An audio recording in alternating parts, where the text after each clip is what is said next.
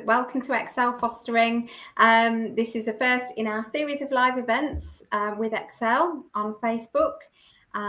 Today I'm going to be talking to Ellie Sharples, who is one of our supervising social workers in the Excel region, and she's going to be talking about cultural matches today. So welcome, Ellie. Hi. Thank Hello. you. I'll let you kick off. Tell us more about you and what you do. Okay, so I am, as has already said, Ellie Sharples, supervising social worker. I am based in the Burnley office in Lancashire for Excel Fostering. I've been with Excel for 2 years. I've got a range of foster carers. I thought it might be helpful to come on today and talk about cultural matches. One case in particular for me is white British foster carers. Mum, dad, daughter. They've got a birth daughter, 17 years old, with 3 foster children of Nigerian heritage. They fostered these 3 for about 2 years or so now. Originally came in on emergency fostering and were rehabbed back home to mum. And then around 6 months-ish after they were rehabbed back home, they came back into care. They're now on a long-term fostering arrangement with the family. And I thought it would just be useful to talk about how we've supported the foster carers in the non-cultural match. The children are of Nigerian heritage, as I already said. Dad is Nigerian, mum's Nigerian. Both now live over here. Also, of legal status wise, it's not confirmed, they're not settled at the moment, and so that's also a concern for the foster carers with their children. They can't yet take them on holiday, or they haven't got passports yet due to documentation. But the way that we support the foster carers in this is to obviously work with the local authority to try and gain that documentation, and to sort these passports out for these poor children so they can go on holiday. Foster carers have integrated these children right into their family. Foster carers have done lots of training around Nigerian heritage children, things just simple as their hair type. The 2 older girls have Afro type hair, and so foster carers taken tips from mum and from dad. Other foster carers also done training through Excel just to help them understand the way to, I suppose, do the hair in the traditional way with beading and with the braiding that they like to have done with their hair. So it's a bespoke training, really. And is that something that you would do for example, cultural and faith? Would you cover all aspects of how that foster carer can meet the needs of that particular heritage? Absolutely. I mean, obviously, it's so important to work with the parents as well. They are, they're in that faith, in that religion, they're in that culture. They've got the best knowledge that we can use. So always trying to build up that relationship. These foster carers got a wonderful relationship with the parents now, so they're able to, speak to the parents about anything.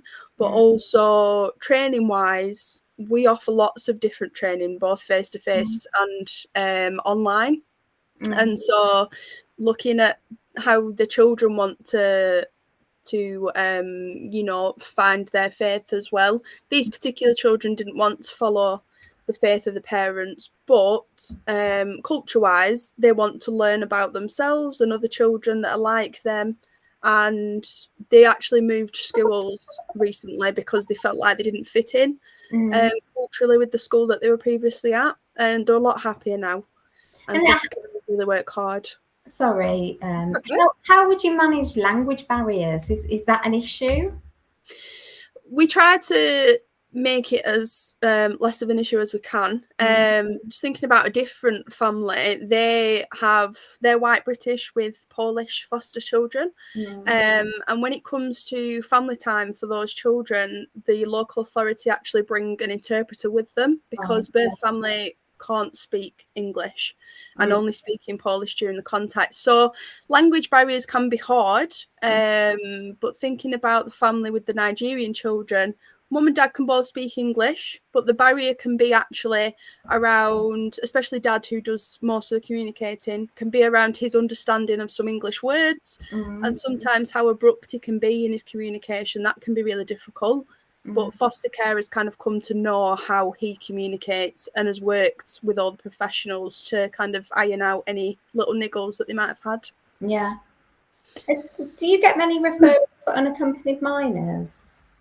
Recently, there's been quite a big influx, in unaccompanied minor placements. They're quite difficult because to match. That is quite difficult to match, just because of lack of information around the children and their ages. And a lot of the time, they need to be placed as a solo placement, just because we don't have information to be able to place alongside another child in the home. These children, the Nigerian children, weren't actually unaccompanied. They were already in the country. But again, difficulties can be matching in terms of bedroom space, but we always try and work around, what we've got and the best place for the children, actually. The children already knew these foster carers that they're with now, so they were placed on an emergency basis. So actually, although space is quite tight in the home, they were the best people to take these children back, and it's really worked positively for them. And they're 3 children, they're siblings? Yeah, the siblings. So there's 2 girls and the youngest is a boy. And how does that work? Are those children happy to be together? Does it work better that they're kept together in this scenario? Absolutely. We always try and keep sibling groups together as much as possible. Sometimes space-wise it might not be possible, so we might have to split them. Sometimes it might be behaviours within the sibling group, but actually for these children, they absolutely love being together. They currently share a room while the foster carers actually having work done on the house, but they really enjoy that closeness. They've always been together, and so they get on really well as a sibling group. It's a really positive match for them. Yeah. And are they maintaining a regular family time with their own parents as well, their birth parents? Yeah, Dad's positive in his contact. He was actually assessed for the children when he first came to live in the UK. He decided he would prefer the children to stay with their foster carers that they're with now. He thought that they were really, really positive for the children, and they really did a lot for the culture. So he preferred them to stay there. He has contact with them usually during school holidays, just because of his work. He has face-to-face. Mum suffers some mental health issues, so actually her contact is mainly via video call. But actually the children prefer that because they can sometimes struggle with how poorly she is.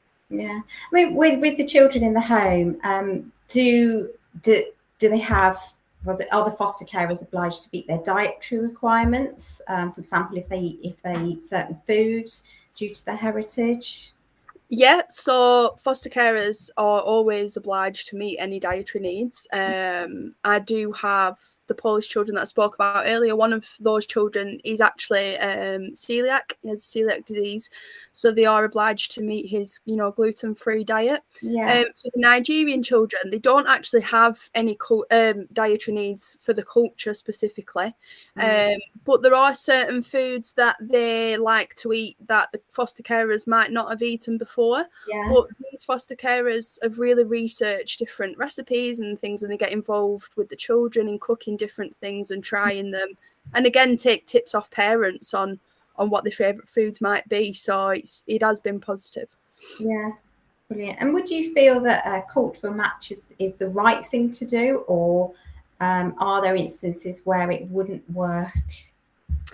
I think sometimes there might be instances where it wouldn't work. It can be a struggle, kind of a non-cultural match, just because it, on top of, learning to care for a new child in your home, you're obviously learning new cultural things, different ways of living, and education and religion. Lots of things can be different in a non-cultural match, but actually I've seen quite a number now of non-cultural match placements, not just with Excel, with different agencies and local authorities, and lots of foster carers are willing to learn and want to be a really positive influence on this child's life. And so actually it works really well. Lots legally, I've seen quite a lot of judges in family courts have a lot of questions around non-cultural matches, but sometimes, you know, the most positive match for a child not having to think about where the trauma might have come from in their lives and being reminded of that trauma, a non-cultural match is actually the best way forward for them.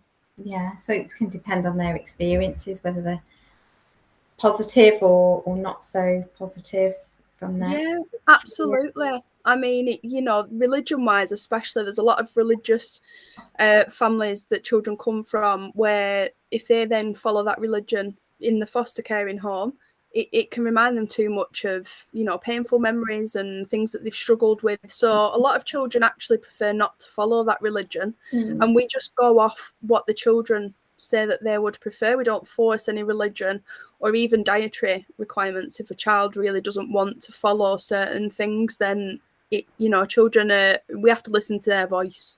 Yeah, but do you offer training around religion and how you can meet? Because I know, you know, I've spoken to foster carers in the past who have been concerned about accepting a different cultural match to themselves because they're worried that they can't meet their needs.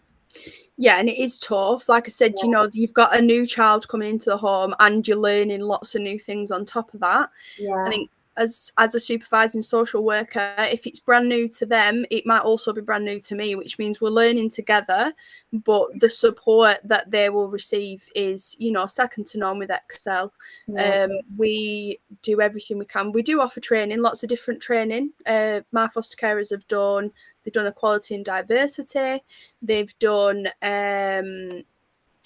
caring for asylum seeking children and refugee children. They've done lots of independent learning around watching documentaries, articles, things like that. And then we reflect on those. And obviously also you've got the support of the local authority in learning anything that they might be able to offer and help with. Yeah, and are you finding training now is back to face, or do you still do some online as well? We're a bit hybrid actually at the moment.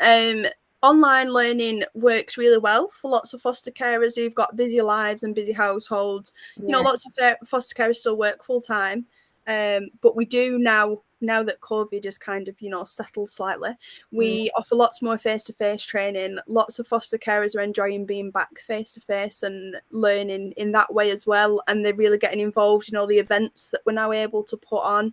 You know, we've got Christmas events coming up, Halloween, things like that, so it's brilliant. Brilliant. Okay. Well, thank you so much for sharing today, Ellie, and it's been really lovely talking to you.